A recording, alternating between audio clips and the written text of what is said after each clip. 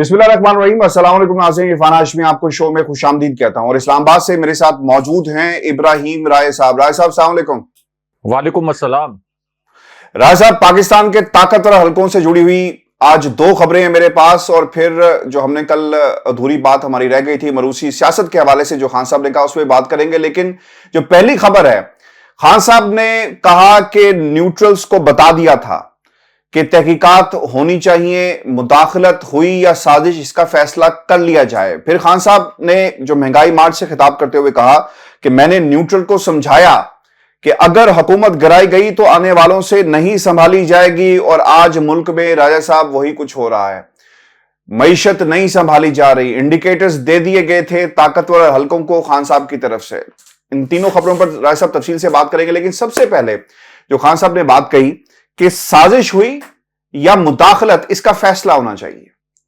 फैसला राय साहब कैसे हो सकता है? आजाद जुडिशल कमीशन बनाया जाए। इमरान खान साहब चीफ जस्टिस ऑफ पाकिस्तान को खत लिख चुके हैं, बारहा कहा गया कि हम दोबारा लिखेंगे। मुल्क के सदर ने भी खत लिखा, और जब ये तहरीक अदम-ए-एतमाद का मामला जेर बहस आया, अदालत पहुंचा, रात को अदालतें लगती हैं, तब भी इस जो मरासला था इसको लेकर सुप्रीम कोर्ट गए, लेकिन उन्होंने इसको नहीं लिया और जुडिशल कमीशन नहीं बनाया गया। राय साहब, सवालात ये हैं कि अगर मुल्क के अंदर जुडिशल कमीशन बना दिया जाता है, हमने इस मुल्क की तारीख देखी है, जुडिशल कमीशन को नहीं माना जाता, इसकी आईनी और कानूनी हैसियत कोई नहीं होती। जितने भी जुडिशल कमीशन पास में बन चुके हैं, अब वो सिर्फ और सिर्फ रद्दी की टोकरी का एक ढेरी साबित हुए। और सबसे इंपॉर्टेंट राय साहब ये है कि अगर जुडिशल कमीशन बना तो फिर उन किरदारों को आना होगा। मैं बहुत ही एहतियात के साथ और बहुत ही केयरफुल अंदाज में ये सवाल आपके सामने रख रहा हूं कि क्या पाकिस्तान के सिपा सलार को बुलाया जाएगा जुडिशल कमीशन अगर बन गया? पाकिस्तान के तमाम चीफ्स को बुलाया जाएगा? कौमी सलामती कमेटी में जितने लोग शामिल थे, क्या राजा साहब उनको बुलाया जाएगा? मुल्क के वो किरदार जो बाहर से बैठकर सब कुछ कर रहे थे, डिप्लोमेटिक इम्यूनिटी का ताल्लुक है, क्या उन किरदारों को बुलाया जाएगा? क्या राजा रियाज को बुलाया जाएगा? आसिफ अली जरदारी को बुलाया जाएगा? और ये लिस्ट यहां पर नहीं रुकती, क्या शहबाज स्पीड को भी जुडिशल कमीशन के सामने बुलाया जाएगा? और फिर वो जुडिशल कमीशन राय साहब कौन जसारत कर सकता है आईबी के सरबराह को बुलाने की, आईएसआई के सरबराह को बुलाने की? क्या बनेगा राय साहब जुडिशल कमीशन, और क्या इन तमाम लोगों को बुलाया जाएगा? एक तो हाशमी साहब, आपको इतनी एहतियातें करने की जरूरत नहीं है, और इतना केयरफुल होके जो आपने कहा कि सवाल आप मेरे सामने रख रहे हैं, मैं इस्लामाबाद में बैठा हूं, लेकिन मैं आपको वो जवाब देता हूं जो हकायक के ऊपर मबनी है। जब आप हकायक के ऊपर जवाब देते हैं किसी सवाल का, तो फिर ये आप मसलियत को, एहतियात को पीछे छोड़ देते हैं। इसमें हाशमी साहब, सबसे पहले हमें ये देखना होगा कि जो मेमो गेट था, आपको याद होगा, हमारे व्यूअर्स को भी याद होगा, उस पर हमारी आर्मी का मौक़िफ़ ये था कि ये रियासत पाकिस्तान के खिलाफ एक साजिश की गई है। हमारी आर्मी का ये मौक़िफ़ था कि पाक अफवाज के खिलाफ भी, इदारे के खिलाफ भी एक साजिश की गई है। तो उसमें हमने देखा था कि जो आपके साबिक आर्मी चीफ थे जनरल अशफाक कियानी, वो तो सुप्रीम कोर्ट में पेश हो गए थे। आपको याद है ना मेमो गेट, वो मेमो गेट जिसमें मियां नवाज शरीफ काला कोट पहनकर उस वक्त एस्टेब्लिशमेंट की खुशामद करने के लिए पीपल्स पार्टी के खिलाफ सुप्रीम कोर्ट में पहुंच गए थे, आपको याद होगा। और बाद में मियां नवाज शरीफ ने एक ब्रीफिंग में, जो ब्रीफिंग मैंने खुद भी अटेंड की थी, वहां पर इस किस्म का तासुर दिया था कि मैं उस वक्त ख्वाजा आसिफ के झांसे में आ गया था, और ख्वाजा आसिफ ने असल में उस वक्त मुझे ये कहा कि ये बड़ा अच्छा मौका है इस्टेब्लिशमेंट के साथ ताल्लुकात उस्तवार करने का। इस वजह से उस वक्त मैं पीपल्स पार्टी की हुकूमत के खिलाफ काला कोट पहनकर सुप्रीम कोर्ट चला गया था, और उस वक्त उन्होंने रिग्रेट का इजहार किया कि मुझे ये नहीं करना चाहिए था, मैं एक हुकूमत के खिलाफ साजिश का हिस्सा बना था, लेकिन मैंने तारीख से सबक सीखा। अगरचे उन्होंने तारीख से कोई सबक नहीं सीखा, हम सबको पता है कि दोबारा से उन्होंने अब बूट पॉलिश किए हैं, और बूट पॉलिश करने के नतीजे में ही दोबारा से वो हुकूमत में आए हैं, एक मुंतखब हुकूमत को साजिश के जरिए गिराकर। लेकिन हाशमी साहब, जो मेमो गेट था, उसमें army chief general Ashfaq Kiani पेश हुए थे सुप्रीम कोर्ट में। उन्होंने अपना तहरीरी जवाब भी जमा कराया था, और इसी तरह जो साबिक DG ISI थे, انہوں نے بھی اپنا ایک ریٹن رپلائی، ریٹن آنسر جمع کرایا تھا، اور فزیکلی ہمارے آرمی چیف بھی اور سابق ڈی جی آئی ایس آئی دونوں فزیکلی اپیئر ہوئے تھے سپریم کورٹ میں۔ تو اگر ہمارے سابق آرمی چیف اپیئر ہو سکتے ہیں، سابق D G I S I appear ہو سکتے ہیں ایک ایسے کیس میں جس کے متعلق وہ یہ کہتے ہیں کہ ریاست پاکستان اور افواج پاکستان کے خلاف سازش تھی، تو یہ جس جوڈیشل کمیشن کی بات کر رہے ہیں عمران خان صاحب، اس کے متعلق افواج کے کمانڈر ان چیف، جو بھی صدر ہوتا ہے وہ افواج کا کمانڈر ان چیف ہوتا ہے، تو افواج کے کمانڈر ان چیف صدر عارف الوی نے چیف جسٹس کو خط لکھا ہے کہ جوڈیشل کمیشن بنایا جائے۔ تو افواج کے کمانڈر ان چیف کی ریکمنڈیشن پر، اس کی سفارش پر جو جوڈیشل کمیشن بنے، اس میں آرمی چیف کو، D G I S I کو ضرور پیش ہونا چاہیے، اس لیے کہ یہ جو سازش ہوئی ہے یہ پاکستان کی ایک منتخب حکومت کے خلاف ہوئی ہے، کوئی انڈیا کی حکومت کے خلاف، اسرائیلی حکومت کے خلاف، کوئی برطانوی حکومت کے خلاف تو نہیں ہوئی نا کہ ہم یہ کہیں کہ آرمی چیف کا یا ڈی جی آئی ایس آئی کا اس سے کیا تعلق ہے۔ پاکستان کی ایک منتخب حکومت کے خلاف سازش ہوئی۔ ایک لمحے کے لیے آپ یہ بھول جائیں کہ وہ حکومت خان صاحب کی تھی، پاکستان کی ایک منتخب حکومت کے خلاف سازش ہوئی، اور جس کے خلاف سازش ہوئی، جس پرائم منسٹر کے خلاف، وہ یہ کہہ رہے ہیں کہ جو امریکی مراسلہ آیا تھا اس کے اندر لکھا ہوا تھا کہ تحریک عدم اعتماد ہر صورت میں کامیاب ہونی چاہیے، اگر کامیاب نہیں ہوئی تو پاکستان کو نتائج بھگتنا پڑیں گے۔ اور پھر وہ اشاروں کنایوں میں یہ بھی کہہ رہے ہیں، کبھی ڈائریکٹلی کبھی انڈائریکٹلی، کہ پرائم منسٹر تو میں تھا، چیف ایگزیکٹو میں تھا، تو پھر امریکی آخر کس کو کہہ رہے تھے، پاکستان کے اندر کس کو مخاطب کر رہے تھے کہ عمران خان کی حکومت گرا دی جائے، اور پاکستان کے اندر وہ کون سی قوت ہو سکتی ہے۔ اس کا مطلب ہے کہ سوالات جو سارے ہیں، اب یہ ایک اوپن سیکرٹ ہے، خان صاحب نے پاکستان کے بچے کو یہ جو راز ہے بڑے نپے تلے الفاظ میں کھول کر ازبر کرا دیا ہے کہ یہ خان صاحب کہنا چاہ رہے ہیں کہ اسٹیبلشمنٹ کا عمل دخل تھا میری حکومت گرانے میں۔ تو سوال کس کے اوپر اٹھ رہا ہے؟ اسٹیبلشمنٹ کے اوپر، فوجی قیادت کے اوپر۔ تو فوجی قیادت کے لیے اس سے بہترین موقع کیا ہو سکتا ہے جب D G I S P R یہ کہتے ہیں کہ نہیں، یہ مداخلت تو تھی، سازش نہیں تھی، اور کوئی ہم نے ایسا ان پٹ نہیں دیا کہ جب ہم نے یہ کہا ہو کہ یہ کچھ سازش تھی۔ تو اس سے بہترین موقع کیا ہو سکتا ہے کہ ایک جوڈیشل کمیشن بنایا جائے، وہاں army chief general Qamar Javed Bajwa بھی پیش ہو جائیں، وہاں ڈی جی آئی ایس آئی بھی پیش ہو جائیں، سپریم کورٹ کے چیف جسٹس کی سربراہی میں اگر یہ کمیشن بنے تو سب سے اچھا ہے، کیونکہ سپریم کورٹ کے چیف جسٹس پر تمام فریق پھر اعتماد بھی کریں گے، اور جو بھی نتیجہ نکالے گا سپریم کورٹ کے چیف جسٹس کی سربراہی میں بنایا گیا جوڈیشل کمیشن، اس کو سارے تسلیم بھی کر لیں گے۔ عمران خان صاحب نے بھی کہا ہے۔ تو جو سوالات اس وقت فوجی قیادت پر اور اداروں سے پوچھے جا رہے ہیں، اور ان پر خان صاحب جو سوالات اٹھا رہے ہیں، تو اس میں تو جنرل باجوہ کا، ڈی جی آئی ایس آئی کا، فوج کا اپنا ایڈوانٹیج یہ ہے کہ یہ جو ان کی ساکھ پر سوالات کھڑے ہوئے ہیں، ان سوالات کو ختم کرنے کے لیے وہ خود ان تحقیقات کا حصہ بن جائیں، اور جو بھی ان کے پاس ان پٹ ہے وہ ان پٹ پیش کر دیں جوڈیشل کمیشن میں۔ جس طرح سے D G I S P R general Babar Iftikhar نے کہا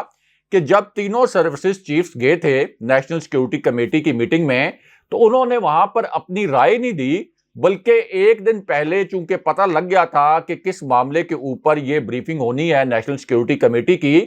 تو ہم نے انٹیلیجنس بیسڈ انفارمیشن شیئر کی تھی سویلین قیادت کے ساتھ۔ یہی کہا D G I S P R نے کہ ہم نے ایک انٹیلیجنس بیسڈ انفارمیشن شیئر کی عمران خان صاحب سے، اور اس انفارمیشن کی بنیاد پر ہم نے کہا کہ یہ پاکستان کے اندرونی معاملات میں کھلی مداخلت تو ہے، ناقابل قبول مداخلت بھی ہم نے کہا، لیکن ہم نے یہ کنکلوڈ نہیں کیا کہ یہ کوئی سازش ہے۔ چلے مان لیا کہ آپ کے پاس انٹیلیجنس بیسڈ انفارمیشن تھی، آپ اسی انفارمیشن کو لے کر یا اس کا کوئی انہانسڈ ورژن لے کر اگر مزید کوئی تحقیقات کی گئی ہیں تو وہ ورژن لے کر آپ سپریم کورٹ میں پیش ہو جائیں، سپریم کورٹ میں سبمٹ کر دیں یہ جوڈیشل کمیشن جو بنے۔ تو اس میں کیا، یعنی خان صاحب تو کہتے ہیں، جو اس وقت متاثرہ فریق ہیں وہ تو کہتے ہیں کہ یہ سائفر پبلک میں آپ براہ راست شہباز شریف خطاب کر کے پڑھ دیں، جناب باجوہ پڑھ دیں، کوئی بھی پڑھ دے، کیونکہ ہم یہ کہہ رہے ہیں کہ اس کے اندر یہ الفاظ لکھے ہوئے ہیں کہ عمران خان کو نہ ہٹایا تو پاکستان کو نتائج بھگتنا پڑیں گے۔ ہم یہ بھی کہہ رہے ہیں کہ اس میں تحریک عدم اعتماد کا لفظ مینشن ہے، سائفر کے اندر تحریک عدم اعتماد کا لفظ ہے۔ تو اگر باقی لوگ یہ سمجھتے ہیں، یعنی جناب باجوہ، چیف جسٹس شہباز شریف یا باقی لوگ اگر یہ سمجھتے ہیں کہ خان صاحب سائفر کے الفاظ درست نہیں بتا رہے اور تحریک عدم اعتماد کے الفاظ شامل نہیں تھے اس سائفر میں، اس امریکی مراسلے میں، اور اگر اس امریکی مراسلے میں عمران خان صاحب کی حکومت گرانے اور پاکستان کو نتائج کی دھمکی دینے جیسے الفاظ نہیں تھے، تو پھر اس سائفر کو پبلک کر دیں، خان صاحب کا موقف غلط ثابت کر دیں۔ تو جوڈیشل کمیشن ہر صورت میں بننا چاہیے، ورنہ یہ جو فوج کے اوپر سوالات کھڑے ہوئے ہیں، ظاہر ہے کہ لوگ تو سوالات پوچھ رہے ہیں، خان صاحب ہر جلسے کے اندر، ہر پریس کانفرنس کے اندر جب یہ سوال کرتے ہیں تو اب کوئی اپنا کبوتر کی طرح آنکھیں بند کر لے تو یہ الگ بات ہے۔ سب کو پتہ ہے کہ وہ اصل میں اس وقت مخاطب فوج سے ہوتے ہیں، فوجی قیادت سے مخاطب ہوتے ہیں۔ تو یہ بہت ضروری ہے کہ فوج کے اوپر کوئی سوال نہ اٹھے، فوج متحد رہے، تقسیم نہ ہو، مضبوط رہے، مستحکم رہے، ہماری قومی سلامتی کی ضامن رہے۔ یہ جو سوال اٹھا ہے، اس سوال کو کسی بھی صورت اپنی جو ساکھ اس کی متاثر ہو رہی ہے،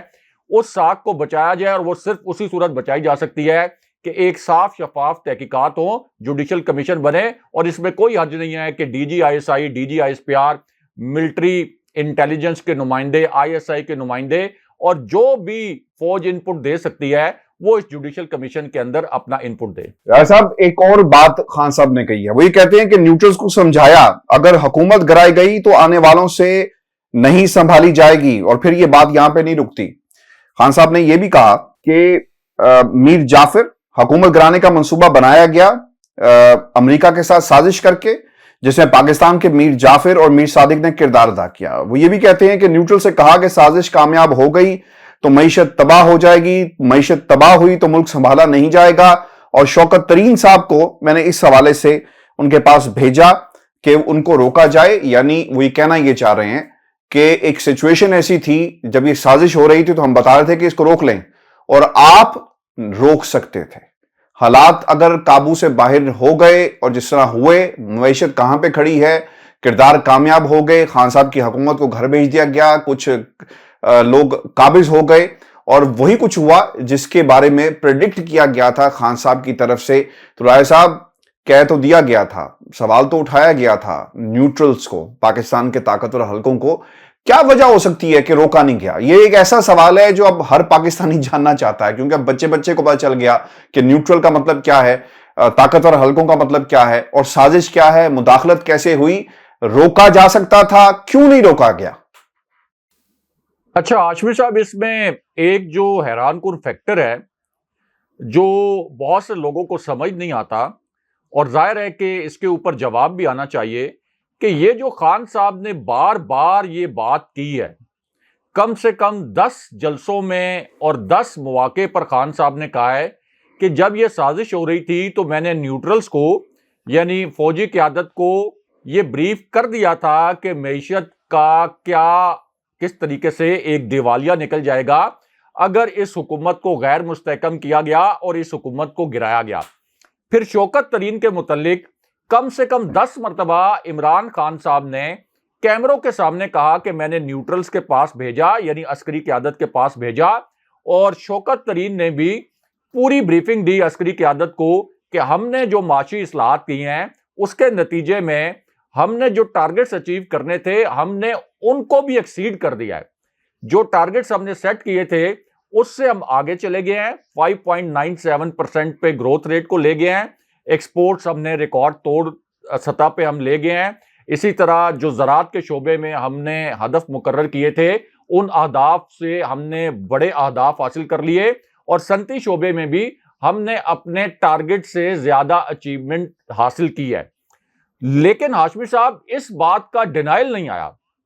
یعنی خان صاحب جب بار بار کہتے ہیں کہ میں نے نیوٹرلز کو بتایا تھا کہ معیشت تباہ ہو جائے گی، شوکت ترین نے بھی بتایا تھا کہ معیشت تباہ ہو جائے گی، تو اب تک ہم نے نہیں دیکھا کہ D G I S P R کی جانب سے یہ جو ایک مخصوص نقطہ ہے اس کے اوپر ڈینائل آیا ہو کہ نہیں، عمران خان صاحب نے بالکل عسکری قیادت کو اس معاملے پر کوئی بریفنگ نہیں دی تھی یا نہیں بتایا تھا کہ معیشت تباہ ہو جائے گی، شوکت ترین نے یہ بریفنگ نہیں دی تھی، تو اس کا مطلب یہ ہے کہ باقی جو معاملات ہیں اگر وہاں پر D G I S P R کے جوابات کبھی ڈائریکٹلی کبھی انڈائریکٹلی کبھی ذرائع سے کبھی خبروں کے ذریعے آ رہے ہیں، تو اس سوال کا جواب نہ آنے کا مطلب یہی سمجھا جا سکتا ہے کہ عمران خان صاحب اس معاملے پر 100% درست کہہ رہے ہیں، اور شوکت ترین بھی درست کہہ رہے ہیں، کیونکہ شوکت ترین نے تو سینٹ میں کھڑے ہو کے یہ کہا تھا، یہ لفظ استعمال کیا تھا کہ ایک معتبر شخصیت کو جا کر میں نے بریف کیا تھا معیشت کی صورتحال پر، اور بتایا تھا کہ سرمایہ کاروں کا جو ٹرسٹ ہے وہ کس طرح سے شیک ہو جائے گا اور معیشت اور سٹاک مارکیٹ کس طرح سے کولیپس ہو جائے گی۔ تو معتبر شخصیت، ظاہر ہے کہ شوکت ترین کوئی بہت بڑی سیاسی شخصیت تو نہیں ہے، وہ تو ایک ٹیکنوکریٹ ہیں، تو انہوں نے براہ راست جنرل باجوہ کا نام نہیں لیا، لیکن سب کو پتا ہے کہ ان کا اشارہ army chief general Qamar Javed Bajwa کی جانب ہی تھا۔ پھر خان صاحب یہ کہتے ہیں اور تاثر یہ دیتے ہیں، اگر ان کے الفاظ غور سے سنیں، کہ اس وقت سازش روکنے کا وقت تھا، یعنی اس وقت بھی یہ سازش روکی جا سکتی تھی۔ جن کو خان صاحب نیوٹرلز کہتے ہیں، یعنی فوجی قیادت، ان کے بس میں تھا، ان کے اختیار میں تھا، اور وہ چاہتے تو اس وقت اس سازش کو روک سکتے تھے۔ خان صاحب کہتے ہیں کہ جب میں نے یہ بریفنگ دی تھی معیشت کے متعلق تو وہ سازش روکنے کا وقت تھا۔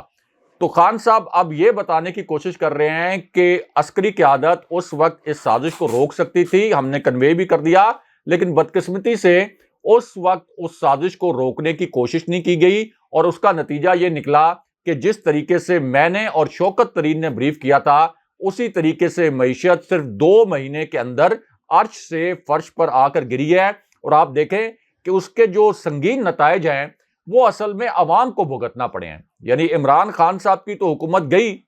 عمران خان صاحب کے جو ایم این ایز ہیں، جو ان کی کیبنٹ تھی، ظاہر ہے کہ ان کو تو نقصان ہوا، لیکن اصل نقصان جو ہوا وہ تو عوام کا ہوا۔ عوام کی جو آمدن ہے وہ 66% کم ہو گئی 2 مہینے کے اندر، اور مہنگائی کا ایسا قہر نازل ہوا، یہ جو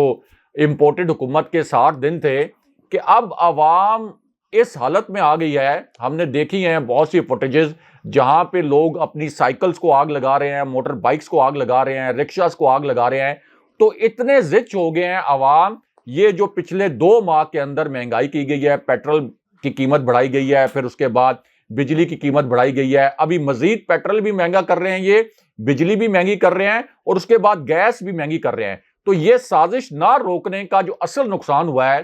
جس کی وجہ سے اب لوگ اداروں سے سوالات بھی کرتے ہیں، اس کا اصل نقصان تو 22 کروڑ لوگوں کو ہوا ہے، اور پھر لوگوں میں پہلے ہی یہ غم و غصہ تھا کہ یہ کرپٹ ٹولے کو مسلط کر دیا گیا ہے، اور اب اس کرپٹ ٹولے نے جو مہنگائی بم گرائے ہیں عوام کے اوپر، اس کی وجہ سے اس کرپٹ ٹولے سے تو ناراضی ہے ہی ہے لوگوں کی، لیکن ساتھ ساتھ پھر وہ اداروں کے ساتھ بھی اسی طرح سوالات کرتے ہیں، تلخ قسم کے سوالات کرتے ہیں، پیچیدہ قسم کے سوالات کرتے ہیں۔ تو اس کا وے آؤٹ پھر یہی ہے کہ آپ اگلے الیکشن کروا دیں، شفاف الیکشن کروا دیں، تاکہ پھر اداروں سے لوگ یہ سوالات کرنا بند کر دیں۔ رائے صاحب، خان صاحب، یہ جو مہنگائی کے حوالے سے جو مارچ اور پھر اوبویسلی تمام شہروں کے اندر بڑی بڑی سکرینز لگی، خان صاحب نے کیا کہا؟ یہ بہت ہی انٹرسٹنگ ہے۔ پاکستان کے خلاف جو سازش کی جا رہی ہے، اس کا پوسٹ مارٹم کیا ہے خان صاحب نے فگرز دے کر، مہنگائی کے حوالے سے، معیشت کے حوالے سے، اور سازشی کرداروں کے حوالے سے جو سٹیٹمنٹ دے دی ہے، ہمیں سمجھنے میں پھر آسانی ہوگی کہ اس وقت ملک کے اندر کیا ہو رہا ہے۔ امریکہ سے رعایت کے بدلے ملک کی سلامتی اور آزادی پر سمجھوتا کرنا پڑے گا، یہ ہے کرکس اس پوری سازش کا۔ پھر خان صاحب نے کچھ اور باتیں بھی کہی ہیں، چونکہ رائے صاحب امریکہ سے یہ کہا جا رہا ہے آئی ایم ایف کو انفلوئنس کیا جائے، پاکستان کی مدد کی جائے، اور اب اگر آپ ایک کمپیریٹیو انالیسس رکھیں پاکستان کی عوام اور ہمارے سننے والوں کے سامنے، خان صاحب یہ کہتے ہیں کہ ہمارے لیے بارودی سرنگیں بچھا کر گیا ہے، عمران خان نے آئی ایم ایف سے معاہدہ کیا جس کی وجہ سے ہمیں پیٹرول، بجلی، گیس کی قیمتیں بڑھانی پڑی۔ یہ موقف ہے اس وقت پاکستان کی امپورٹڈ حکومت کا۔ آئی ایم ایف پروگرام میں ہوتے تو ہم صحت کارڈ دیا، جو پاکستان کی تاریخ میں سب سے بڑا فلاحی کام ہے، اور اس کی کوئی مثال رائے صاحب نہیں ملتی ہے، دنیا میں نہیں ملتی۔ ہیلتھ کارڈ جیسا کامیاب پروگرام پاکستان میں پہلے کبھی نہیں آیا۔ 1.5 کروڑ خاندان ہیں جو اس سے مستفید ہوئے۔ احساس راشن کارڈ دیا، اس کے ساتھ ساتھ یہ آئی ایم ایف پروگرام میں یاد رکھنا ہوگا کہ ہم آئی ایم ایف پروگرام کے اندر موجود ہوتے ہوئے سب کچھ کیا. عوام کو ریلیف جو دیا گیا اس میں پاکستان کی تاریخ کا سب سے بڑا خسارہ $20 ارب چھوڑ کر گئے. یہ ایسی باتیں جو ہیں یہ کہی جا رہی ہیں کورونا کی سچویشن کے اندر جس طرح کا ریلیف عوام کو ملا, اس کا رائے صاحب کہیں پر یعنی جو شرح ترقی تھی 5.97 پر کھڑی ہے, لیکن اس کے باوجود امریکہ کی طرف دیکھا گیا. اور یہ جملہ میں چاہوں گا اس پر آپ روشنی ڈالیں کہ امریکہ سے رعایت کے بدلے میں ملک کی سلامتی اور آزادی پر سمجھوتا کرنا پڑے گا. مفتاح اسماعیل صاحب یہی سمجھوتا کر رہے ہیں. پاکستان کی عوام کی جو معیشت اور یہ جس طرح ڈاکہ ڈالا جا رہا ہے لوگوں کے جو حقوق ہیں اور پہاڑ توڑ کر, یہ وہ سازش تھی, یہ وہ ڈیل کی گئی ہے مفتاح اسماعیل صاحب کی طرف سے. دیکھیں ہاشمی صاحب, آپ کو پرویز مشرف کے زمانے کا $3 بلین کا ایک مشہور زمانہ پیکج یاد ہوگا. ہمارے ویورز کو بھی شاید یاد ہو. میں اس وقت جیو نیوز میں کام کرتا تھا, سینٹرل پریس ایڈیٹر تھا. جس وقت پرویز مشرف کے متعلق یہ خبر آئی اور پرویز مشرف نے بڑے فخر سے بتایا کہ $3 ارب کا امریکہ کی جانب سے پاکستان کو امدادی پیکج دیا گیا, تو اس وقت بھی مجھ سمیت بہت سے جو صحافی تھے انہوں نے یہ سوال اٹھایا تھا کہ اس پیکج کے بدلے میں کیا کچھ دیا جائے گا امریکہ کو. اصل سوال یہ ہے. اور اس کے بعد ہم نے دیکھا ہاشمی صاحب کہ شمسی ایئر بیس دیا گیا امریکہ کو, جہاں سے ڈرون حملے کرتا رہا امریکہ. اس کے بعد پاکستان کی فضائی حدود کو استعمال کرنے کا معاہدہ جو پرویز مشرف کے دور میں ہوا, 10 سال کا وہ معاہدہ تھا. اور پھر پیپلز پارٹی کی جب حکومت آئی تو وہ پھر 2011 میں رینیو ہوا, یعنی مشرف دور میں شروع ہوا اور پیپلز پارٹی کے دور میں رینیو ہوا. تو وہ جو ڈرون حملے پاکستان کی سرزمین کو استعمال کرتے ہوئے کیے گئے افغانستان کے اندر اور ایون پاکستان کے اندر بھی ہوئے, پاکستان کے اندر پاکستان کی سرزمین کو استعمال کرتے ہوئے پاکستان کی سرزمین کے اندر حملے ہوتے رہے. اس سے بڑا ظلم اور کیا ہو سکتا ہے, جس کے اوپر خان صاحب نے ایک بڑی ریلی لے کر, خان صاحب اس وقت وزیرستان گئے تھے اور خان صاحب واحد لیڈر تھے جو اس وقت ڈرون حملوں کے خلاف کیمپین کر رہے تھے اور آواز اٹھا رہے تھے. اور اس وقت کی آصف علی زرداری کی اور یوسف رضا گیلانی کی تو ٹیپس بھی لیک ہوئی ہیں کہ جس میں وہ امریکہ سے کہہ رہے تھے کہ ہمیں کوئی فرق نہیں پڑتا, آپ یہ ڈرون حملے جاری رکھیں, بس ہم زبانی کلامی احتجاج کر دیں گے. اور ان ڈرون حملوں میں جو عام لوگ مر رہے تھے امریکہ نے ایک مرتبہ اس پر تشویش کا اظہار کیا تھا, لیکن آصف علی زرداری نے یہ پیغام بھیجا تھا کہ یہ آپ کو تو میٹر کرتا ہوگا, آپ کو تو اس بات پر تشویش ہوگی کہ عام پاکستانی مر رہے ہیں, لیکن ہمیں اس بات پر کوئی تشویش نہیں ہے, آپ ڈرون حملے جاری رکھیں. یہ ابھی ایک الجزیرہ کے پروگرام کا ایک کلپ وائرل ہے جہاں پہ ہنا ربانی کھر بیٹھی ہوئی تھیں اور الجزیرہ کا اینکر ہنا ربانی کھر سے یہی جو لیکڈ ڈاکومنٹس ہیں زرداری کے متعلق اور یوسف رضا گیلانی کے متعلق, جو کہ خود US آفیشلز کی جانب سے آپ کہہ سکتے ہیں کہ انڈائریکٹلی لیک ہوئے, تو ہنا ربانی کھر کے پاس ان سوالات کا کوئی جواب نہیں تھا. تو جب انہوں نے کہا I'm not in the room, I was not in the room, یہ ہوا, انہوں نے کہا کہ یہ ہوا ہوگا, ہو سکتا ہے ہوا ہو, لیکن میں اس میٹنگ روم میں موجود نہیں تھی. تو وہ جو $3 بلین کا پیکج تھا ہاشمی صاحب, اس کے بدلے میں ہم نے $110 ارب کا نقصان کیا. ہمارے ہاں دہشت گردی آ گئی. آپ دیکھ لیں کہ جب تک ہم امریکی جنگ میں نہیں گئے تھے, بعد میں تو ظاہر ہے کہ ہماری جنگ بن گئی, ہماری سروائیول کا ایشو تھا, ہماری فوج نے لڑی, ہماری شہادتیں ہوئیں اور ہماری فوج نے زبردست طریقے سے جنگ لڑی. جو کام 24 ملکوں کی افواج افغانستان میں نہیں کر سکیں وہ کام ہماری فوج نے تنے تنہا کیا. لیکن ہماری فوج کو اس پرائی جنگ میں کیوں جانا پڑا؟ پرویز مشرف کے $3 بلین کے پیکج کی وجہ سے دہشت گردی کی بدترین لہر آئی, کیونکہ ہمارے جو اڈے استعمال ہو رہے تھے ڈرون حملوں کے لیے, اور $110 ارب کا اسٹیمیٹ. اب خود آرمی نے ہمیں کتنی بریفنگز میں بتایا کہ ہمارے 70,000 لوگ شہید ہوئے. $110 ارب ہمارے وہ $3 ارب لینے کے بدلے میں ہمارے چلے گئے. تو اس طرح سے سودا بازی ہوتی ہے کہ جب آپ اس قسم کی ڈیل کرتے ہیں تو اس کے بدلے میں آپ کو کس طرح سے اپنی خود مختاری, اپنی سلامتی اور اپنے ملک کا جو امن ہے وہ داؤ پر لگانا پڑتا ہے. ہمیں پتہ ہے کہ ہمارے پولیس اسٹیشن، کورٹ کچہریاں، schools, colleges, universities, hospitals, G H Q, مساجد، امام بارگاہیں، جو دیگر مذہبی مقامات ہیں، پاکستان کے اندر کوئی ایک مقام ایسا نہیں ہے کہ جہاں پر دہشت گردی نہ ہوئی ہو۔ وہ دہشت گردی جو پرویز مشرف کے ایک فون کال پر لیٹنے کی وجہ سے پاکستان کے اندر آئی، اور بالکل ٹھیک خان صاحب پوائنٹ آؤٹ کرتے ہیں کہ امریکہ کی جانب سے ایک کال کے اوپر پرویز مشرف اس وقت لیٹ گئے تھے اور پاکستان کو ایک بھیانک دور میں داخل کر دیا۔ تو اب بھی یہ جو ڈیلز کر رہے ہیں، اب یہ جو کہہ رہے ہیں کہ ہم نے امریکہ سے کہا ہے کہ آئی ایم ایف سے ہمیں کوئی ریلیف لے کر دے، تو اس کے پیچھے بھی ہاشمی صاحب وہ کہاوت بھی ہے نا کہ دنیا میں کوئی لنچ فری نہیں ہوتا،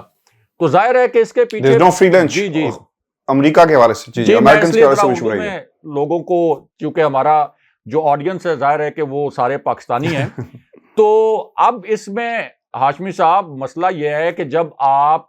لیں گے امریکہ سے کوئی فیور تو اس کے بدلے میں امریکہ کو کچھ دینا تو پڑے گا۔ ایک آلریڈی بات تو ہو رہی ہے کہ فضائی حدود کے استعمال کے حوالے سے بھی، پھر ہمیں یہ بھی پتا ہے کہ بہت سے کام سیکرٹلی اس طرح سے کیے جاتے ہیں جو اس وقت تو منظر عام پر نہیں آتے، لیکن بعد میں وکی لیکس کی طرح یا دیگر جب ڈاکومنٹس لیک ہوتے ہیں تو اس وقت پتا چلتا ہے کہ ماضی میں کیا کچھ ہوتا رہا۔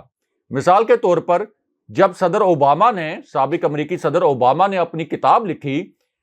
اور اس کتاب میں جب انہوں نے او بی ایل کے آپریشن کے متعلق بتایا، اسامہ کے آپریشن کے متعلق، تو پھر ہمیں پتا چلا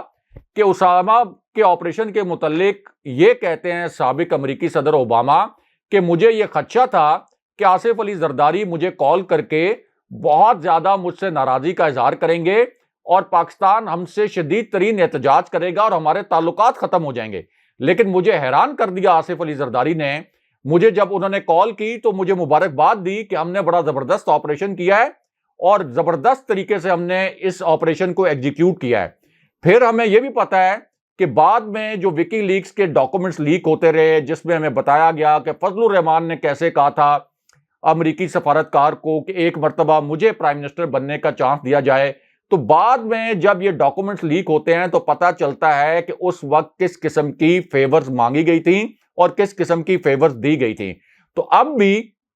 بہت سے ایسے معاملات ہیں، مثال کے طور پر حسین حقانی نے جب ویزے دیے تھے سی آئی اے کے اہلکاروں کو تو اس وقت نہیں پتا چل رہا تھا کہ وہ سفارتی اہلکاروں کے بھیس میں سی آئی اے کے اہلکار پاکستان آ رہے تھے۔ وہ تو پھر جب ریمنڈ ڈیوس جیسے لوگ پکڑے گئے، گرفتار ہوئے، بعد میں ڈاکومنٹس لیک ہوئے، تو پھر پتا چلا کہ پاکستان کے ساتھ کیا ظلم ہوا ہے۔ تو یہ جو ابھی امریکہ سے فیور لینے کی کوشش کر رہے ہیں، اس کے متعلق خان صاحب پوائنٹ آؤٹ کر رہے ہیں کہ اگر آپ امریکہ سے اب فیور لیں گے اس معاملے پر کہ ہم نے عمران خان کی حکومت گرا دیا ہے، اب آئی ایم ایف سے ہمیں کوئی ریلیف لے کر دیں، تو پھر ہمیں اس کے بدلے میں اپنی آزادی، خود مختاری کو کمپرومائز کرنا پڑے گا، اپنے ملک و مفادات کو کمپرومائز کرنا پڑے گا، اور یہ بات تو تاریخ سے ثابت ہے اور بالکل ٹھیک پوائنٹ اٹھایا ہے عمران خان صاحب نے۔ رائے صاحب، ہمارے کل ایک سوال ہمارا رہ گیا تھا مروثیت کے حوالے سے، جو خان صاحب نے کہا نون لیگ کے پاس، ہاؤس آف شریف کے پاس اپنے بچوں کی شکل میں فرنچائز چلانے کا ایک آپشن موجود ہے جو پاکستان کے اندر ہمیشہ چلتا رہے گا۔ پاکستان پیپلز پارٹی کے پاس آصف بھٹو، بلاول زرداری کی شکل میں بھٹو خاندان کے یہ چشم و چراغ جو ہیں وہ پاکستان کی قوم پر مسلط رہیں گے۔ لیکن سوال یہ کہ خان صاحب کی آگے جو کس طرح یہ چلے گا، ان کی جو عوام کی طرف دیکھ رہے ہیں، ان کی پارٹی کے اندر کس طرح سے چیزوں کو آگے لے کر چلیں گے، کیونکہ خان صاحب نے خود بھی کہا تھا کہ ہم چاہتے ہیں کہ پارٹی کے اندر ایک الیکشن کروایا جائے اور جس کو جو سپورٹ ملے گی وہی اوپر آئے۔ جمہوریت کے نظام کے اندر اگر ہماری اپنی پارٹیز میں جمہوریت نہیں ہوگی تو پھر ہم کس طرح اس پر عمل کریں گے؟ ہاشمی صاحب، یہ جو موروثی سیاست ہے اس سے تو اچھی خاصی ہماری جان چھوٹنے لگی تھی۔ یہ اس سے پہلے بھی 30 سال جو ہمارے حکمران رہے، اگین بات پھر اسٹیبلشمنٹ کی جانب چلی جاتی ہے کہ ہمیں جن لوگوں نے نسل در نسل غلام بنایا، نسل در نسل اپنی نسلوں کو ہم پر مسلط کیا، یعنی آپ دیکھیں میاں نواز شریف، شہباز شریف کے بعد حمزہ شہباز چیف منسٹر بن گئے، مریم نواز عدالت سے نااہل تھیں، ورنہ وہ بھی کسی نہ کسی آفیشیل کیپیسٹی میں اس قوم کے اوپر مسلط ہوتی۔ اس سے پہلے جب میاں نواز شریف پرائم منسٹر تھے تو مریم نواز کے پاس کوئی عہدہ نہ ہونے کے باوجود وہ پرائم منسٹر ہاؤس میں بیٹھتی تھی اور وہاں سے سرکاری خرچ پر سوشل میڈیا سیل چلاتی تھی نون لیگ کا. اس کے بعد یہ جنید صفدر کو بھی تیار کر رہے ہیں. کیپٹن صفدر خود ظاہر ہے کہ ہم پتہ ہے ہمیں سب کو کہ وہ پارلیمنٹ کا حصہ رہے. تو یہ تو ہمیں ایک غلام ابن غلام بنایا ہوا ہے انہوں نے. دوسری جانب آپ دیکھ لیں کہ آصف علی زرداری, بلاول بھٹو اور اب آصفہ بھٹو کو بھی انہوں نے تیار کر لیا ہے. اور ابھی ایک تصویر وائرل ہوئی ہے ہاشمی صاحب آپ کے شہر سے, لندن سے, وہ میاں نواز شریف اپنے پوتوں پوتیوں نواسوں نواسیوں کے ساتھ بیٹھے ہوئے ہیں, ان کے ساتھ پیار کر رہے ہیں, بڑے پیارے کیوٹ بچے ہیں. لیکن اس کے اوپر لوگوں نے بڑی تشویش کا اظہار بھی کیا ہے. انہوں نے کہا کہ یہ بڑے پیارے بچے ہیں, اللہ ان کو زندگی دے, لیکن انہوں نے کہا کہ لگتا ہے ایسا ہے کہ ایک اور نسل ایسی آنے والی ہے, اس کو بھی تیار کیا جا رہا ہے جو ابھی 4 5 6 سال کے ہیں, کہ وہ ہماری یعنی عوام کی آنے والی نسلوں کے اوپر مسلط ہوں گے. تو یہ جو موروثی نظام تھا پاکستان کے اندر, جس نے پاکستان کو غلام بنایا ہوا تھا, خان صاحب کے آنے سے پہلی مرتبہ اس موروثی نظام سے ہماری جان چھوٹ گئی تھی. اور خان صاحب ان حکمرانوں سے بہت بہتر حکمران بھی تھے, ایماندار بھی تھے, پاکستان کو انٹرنیشنل لیولز کے اوپر پریزنٹ بھی کر سکتے تھے. لیکن اس کے باوجود یہ ہمارے پاس جو ایک سنہری موقع آیا تھا, ہماری اسٹیبلشمنٹ کے پاس بھی, پاکستان کے عوام کے پاس بھی, کہ اس موروثیت سے جان چھڑا لیں, وہ موقع ہمارے ہاتھ سے نکل گیا ہے. اور اب ہاشمی صاحب آپ دیکھ لیں کہ عملی طور پر جو دو خاندان ہیں, یعنی زرداری خاندان اور شریف خاندان, ان کے ہاتھ میں چلا گیا ہے ملک, اور 22 کروڑ لوگوں کی تقدیر بھی ان کے ہاتھ میں چلی گئی ہے. ایسے لوگ جو 30 سال تک لوٹ کھسوٹ کرتے رہے, انہوں نے ملک کے عوام کی تقدیر نہیں سنواری. تو اب آپ ان سے کیا توقع کر سکتے ہیں کہ دوبارہ سے کوئی یہ ملک کی بھلائی کے لیے یا عوام کی بھلائی کے لیے کام کریں گے؟ یہ تو ممکن نہیں ہے. دوسرا جو خان صاحب نے جواب دیا تھا, تو خان صاحب کی تو ظاہر ہے کہ اکیلے, ظاہر ہے کہ آگے انہوں نے کوئی اپنا جانشین تو نامزد نہیں کیا. تو خان صاحب نے کہا کہ میری پارٹی کے اندر تو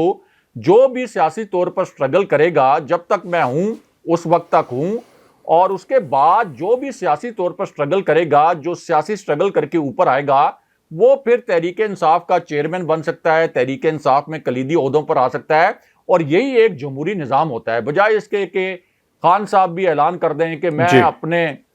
کوئی رشتہ داروں عزیزوں کو یا اپنے بچوں کو اپنا جانشین بناؤں گا. تو ایک جو سیاسی جمہوری پارٹی ہوتی ہے اس کا نظام تو یوں چلتا ہے, لیکن جو موروثی نظام ہے اس کی تو کلاسک ایگزامپل جو ہے وہ شریف خاندان اور زرداری خاندان ہے. بہت شکریہ صاحب. ویورز آج کے شو تھا, اپنے کمنٹس بھیجیے گا, چینل کو ضرور سبسکرائب کریں. مجھے اور ابراہیم راجہ صاحب کو اجازت دیجیے. اللہ نے کے بعد. اللہ نے کے بعد.